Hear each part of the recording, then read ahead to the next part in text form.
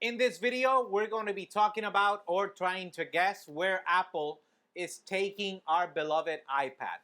Just so you know, yes, I love the iPad. I own a 2018 11-inch version, which is the one I use for my scripts regarding the videos that I'm going to be talking about. I love the iPad, so don't get me wrong. I love my iPad, but obviously, I'm really confused on where Apple is trying to go with the iPad. This is going to be more specific to the Pro models because they are the ones with the most drastic changes, yet not really. So without further ado, let's get to it.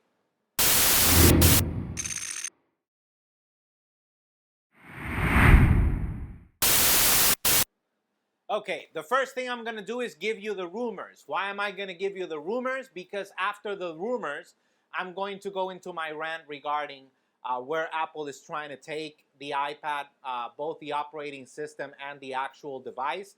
And there's a lot of things that I can rant also about the rumors. The first rumor, and in my opinion, the most depressing rumor of them all, is that the 11-inch iPad will not be coming with a mini LED display this year. It was rumored that by this year, the new iPad 11-inch, which is rumored to come out with the M2 processor, would also come with a mini LED display, just like the 12.9-inch had a mini LED display last year. But apparently that will not be the case. And in my opinion, that is devastating. This is basically just so you can have more purchases of the 12.9-inch iPad, and I think that's really unfair. I don't want the 12.9-inch iPad. For me, 11-inch iPad is perfect. So I honestly don't understand why Apple is doing this, aside from sales. But then again, if they are doing it for sales, the next one that they're doing is going to really confuse you if you're not confused already. The next rumor that is coming out is that a new iPad, an even larger iPad, will be coming out or will be announced this year. This iPad is rumored to be 14.1-inch display, but this display will have its limitations. It will not have a mini LED display either.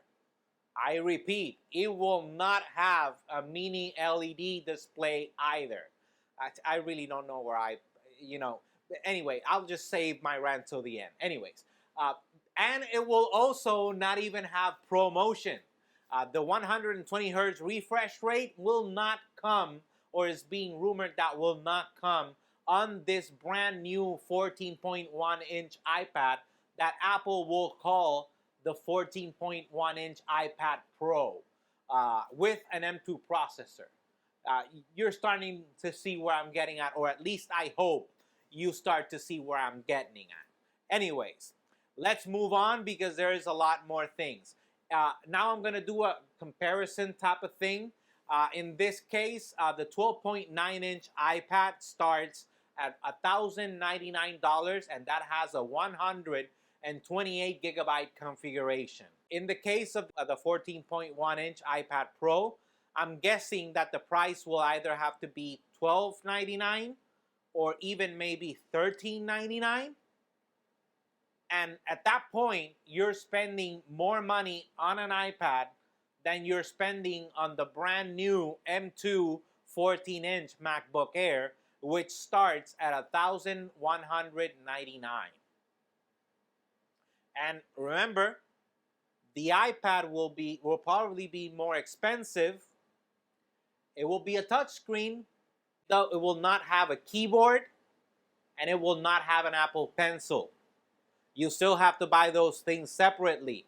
Now, if we use the same comparison from the 12.9 to the 14.1, the 12.9-inch Magic Keyboard is $349.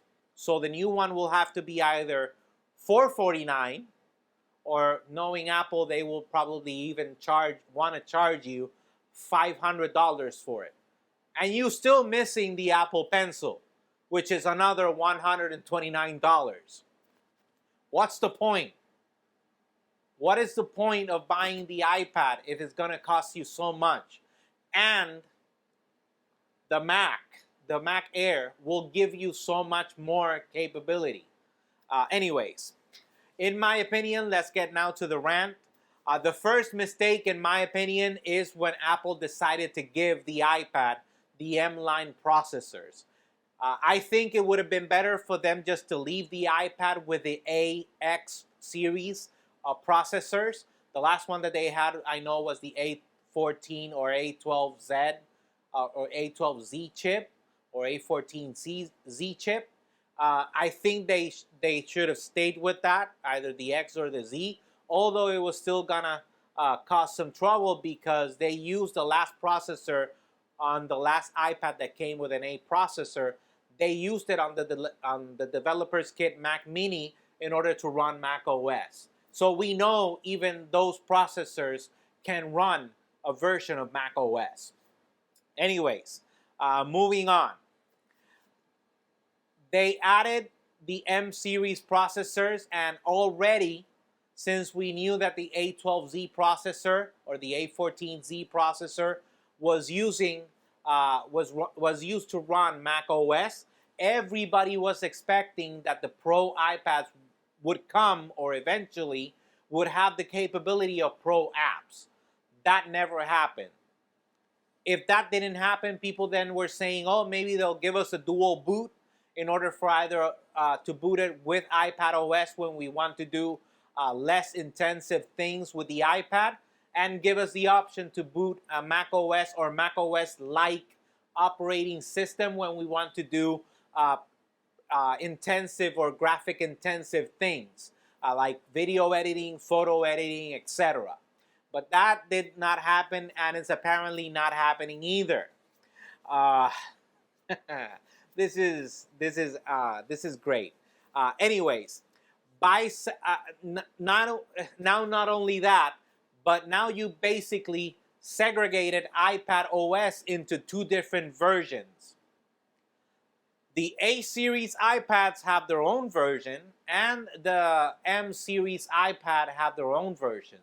Because this new feature that you're using as an excuse to say, oh, we're bringing features from the Mac, but then again, this new feature, the Stage Manager or whatever it's called, I really didn't even bother with the name because honestly, I think it's just an excuse. But anyways, this new multitasking feature that they're going to add with iPadOS 16 is only going to be for the M series processors. It's not going to be for the A series. So they're making a direct distinction between A series iPad Pros and M series iPads Pro, which in my opinion is a mistake. Because when you buy the iPhone, whether you get the iPhone 13 or the 13 Pro series, it's the same iOS. The features on the device are different, but the OS is the same. Nothing changes in the OS. But now you're separating the distinction between one and the other. And now you're basically giving me different versions of the iPad Pro models. You have the iPad Pro 11-inch, which is going to stick with an LCD or LCD display. You have the 12.9-inch, which is going to have the mini LED display. And the new 14.1, which is being rumored, is not going to have neither the mini LED nor the promotion display. So, I mean, when you get either the iPhone 13 Pro or the 13 Pro Max, they have the exact same features. I don't know if this is going to happen. This is why I have my doubts that Apple will make such a distinction between devices with the same name. iPad Pro models, that you're actually essentially going to have 3 different versions of an iPad Pro. And it's not just the size that's the difference. While in the iPhone, the only difference between the Pros is the screen size. The only difference between the iPhone 13 is the screen size, whether you want the mini or the regular iPhone 13.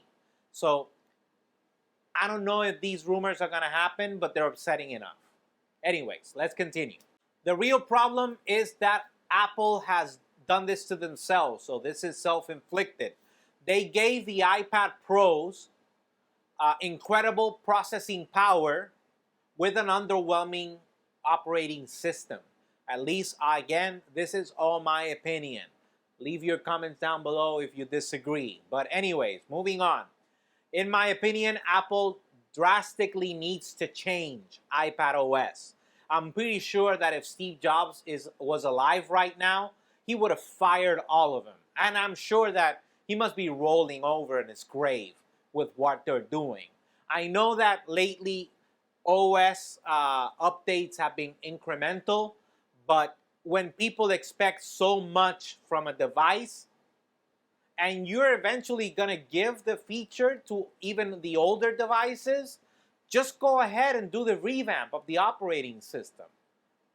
Just do a revamp of the operating system.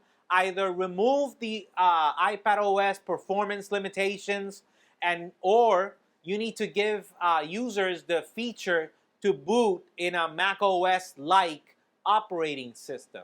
But you honestly need to do something, because iPadOS does not handle heavy workloads. I'm pretty sure that the only time that iPadOS uses the entire processing power of the M1 is it's either you using Adobe Photoshop, either you using iMovie with a 4K resolution video, or if you run Geekbench or any other benchmarking app regarding either graphics or anything like that. Those are the only times that you're going to get the entire power out of your iPad. And it's pathetic. You should be able to use your iPad for whatever it is that you want.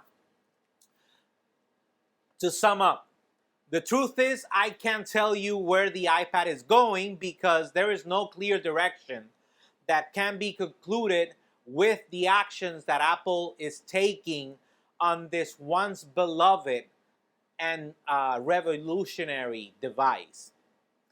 If you like this video, or if you have any opinions regarding the information that I just discussed, go ahead and leave it in the comments down below. While you're down there, smash that like button, subscribe, and hit that bell so you can get notified when we have new videos. Remember, if you have a Google account, you have a YouTube account. Go ahead, sign in with your Google or Gmail account to YouTube, subscribe, help us grow. I will really appreciate it. We're also available on Facebook, Instagram, Twitter, and obviously YouTube at JRAbramsTech, so you can stay up to date with the latest news and rumors about tech. Until next time.